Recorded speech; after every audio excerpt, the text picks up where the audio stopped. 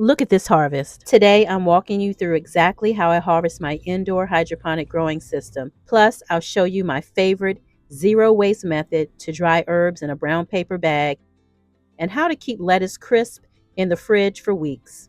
Welcome back, Eloc Nation. If this is your first time here, welcome. I'm a Maryland urban small space gardener growing in Zone 7B.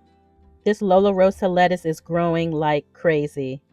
This makes my second harvest. It's an annual Italian red loose leaf variety. Very pretty lettuce. I bet you're wondering how it tastes. It has a mild, slightly bitter taste. I usually mix it with other non-bitter salad greens. This is my second winter indoor growing challenge update.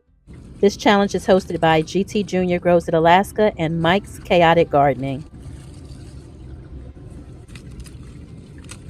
For lettuce, I'm using the cut and come again method, taking the outer leaves and leaving the heart or the center part of the plant to grow more, or you can harvest the whole head. When you grow your own food at home, it lessens the chances of foodborne illness breakouts like E. coli and salmonella. Absolutely beautiful. This is going to go well with my dinner tonight.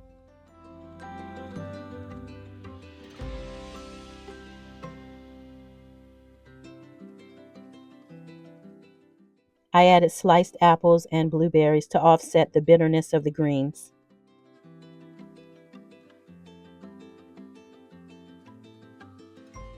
It was finger-licking good.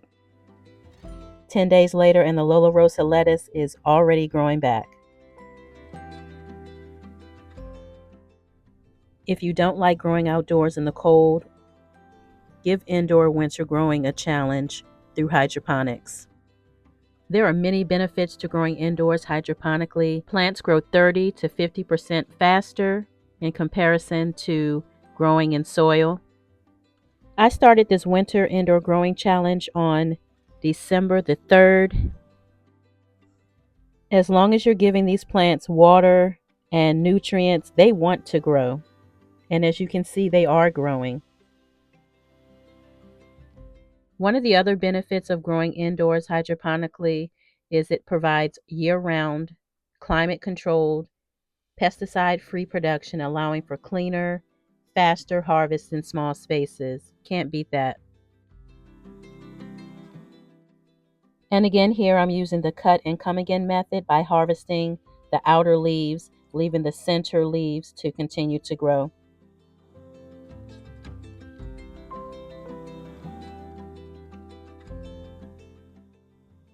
The Swiss chard is absolutely beautiful. They're prized for their multicolored stems, ranging from red, pink, and orange to yellow and white.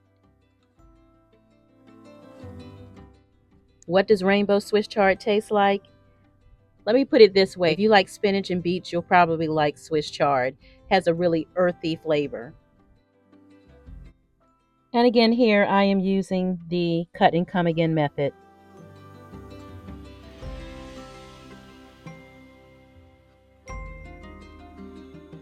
So I'm going to speed this up a little bit.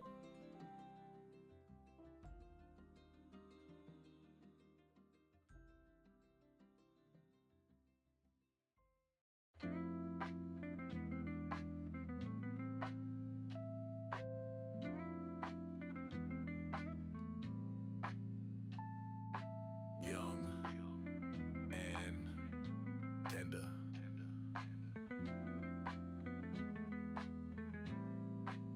She don't play with the plants. Got dirt in her nails. From seed to the skillet, every meal tells tales. Hydro glowing while the weather stay wild. She the garden queen. Hood raised earth child. Fresh greens popping. This plant has grown so tall. If you didn't know, overgrown hydroponic plants can successfully be transplanted into soil if done correctly. I've already root pruned this plant once. We're going to give it a new home. Young and tender, bringing that flame from the dirt to the dish. She changing the game. Hydro locked in, ain't nothing the same. E-Lock Nation, remember the name. Yo, yeah. Tech, she don't follow, she lead. I'm removing the plant from the basket mesh. It's really tightly intertwined, so I'm trying to be as careful as possible. Even when done carefully, removing a plant from the net pot often causes some root loss. It can be brutal, and if that bothers you, you can always cut it away with a pair of scissors and purchase more baskets. They are inexpensive. I'm also separating these plants. I sowed 3 seeds in the hole and they all germinated. So I'll have 3 different plants.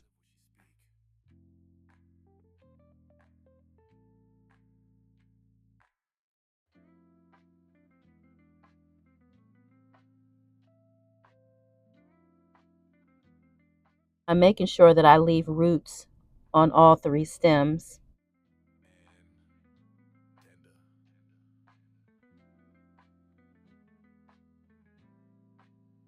She don't play with the plants. Got dirt in her nails. From seed to the skillet, every meal tells tales. Hydro glowing while the weather stay wild. She the garden queen. Hood raised earth child. Fresh greens popping. And the peppers on deck. Tomatoes so ripe, make the sun say check. Wind down vibes, she pouring it smooth. Talk truth, drop gems. Got that grown woman. I'll keep the soil consistently moist for the next week or two.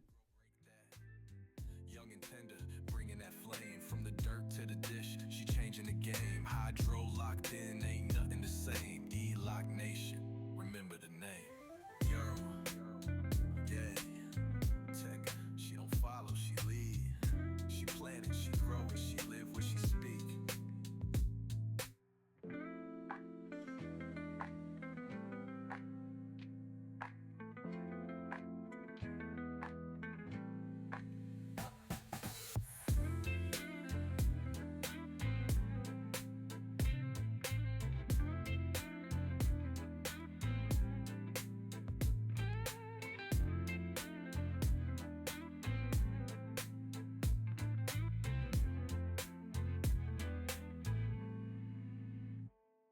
OCD chick, she don't follow, she lead. She plant it, she grow it, she live what she speak.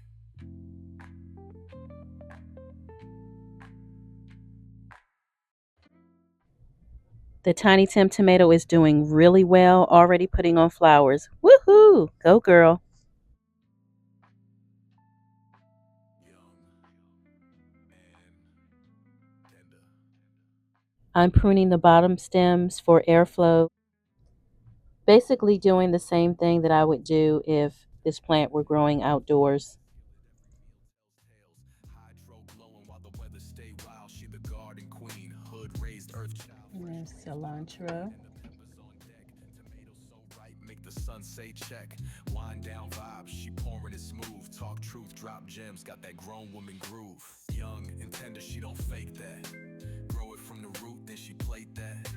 OCD chick better state that. E-Lock rolling deep, can't break that. Young and tender, bringing that flame from the dirt to the dish. She changing the game. Hydro locked in, ain't nothing the same. E-Lock Nation, remember the name.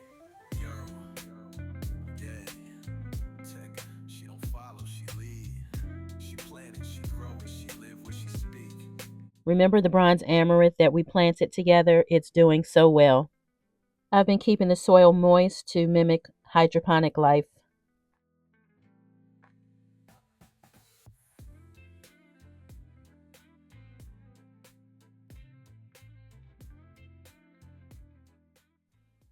It's a jungle in here. Time to harvest again.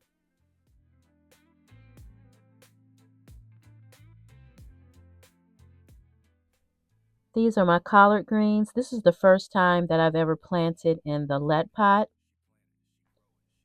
One thing I don't like about it is that I'm not able to lower the lighting as much as I want to. I feel like the seeds don't get enough warmth to really germinate. My Creole tomatoes never germinated, and I believe it's either the light isn't close enough or the seeds are not viable to begin with. She don't play with the plants. Got dirt in her nails from seed to the skillet. More harvesting to do. I harvested all of the basil, and as promised, It's going to go into a brown paper bag to dehydrate to make basil powder. Look at this cilantro. I am going to cut these roots back. It's way too many roots for this system. And here's some of the cilantro that I harvested. There's still more here to harvest. So yeah, we're gonna get these cut. So I just did a very aggressive pruning here. Those are all the roots. I don't want it to clog up my system, so I needed to take a lot of them out. Yeah. And so I'm going to check all of these. I've already pruned these roots once, and so I'm going to prune again. That's a nice amount of cilantro. Let's harvest this dill. Okay, there's the dill. Left a little bit on there.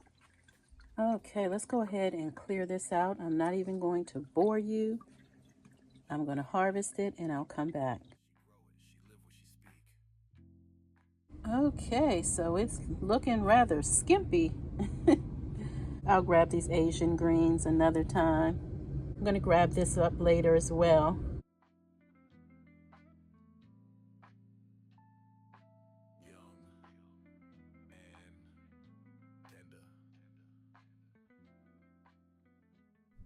I'm separating these greens into individual bags. I like these because they come in 3 different sizes and colors. Toss your greens inside and add a paper towel.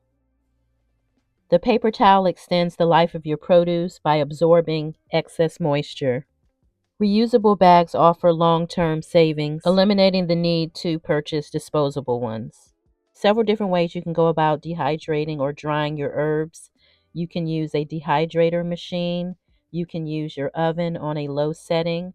This is my favorite way to do it. I place all of my herbs inside a brown paper bag.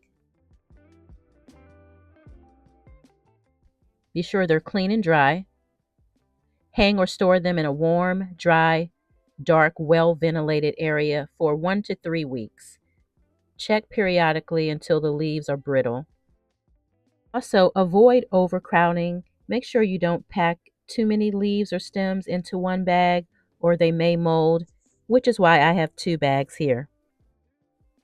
Please monitor for mold. If the leaves turn black or have black spots, discard them. Be kind to yourself as well as others. We are all going through something. See you next time. If you enjoy the content, please subscribe to the channel. Find something you love and have fun doing it. Thanks for watching.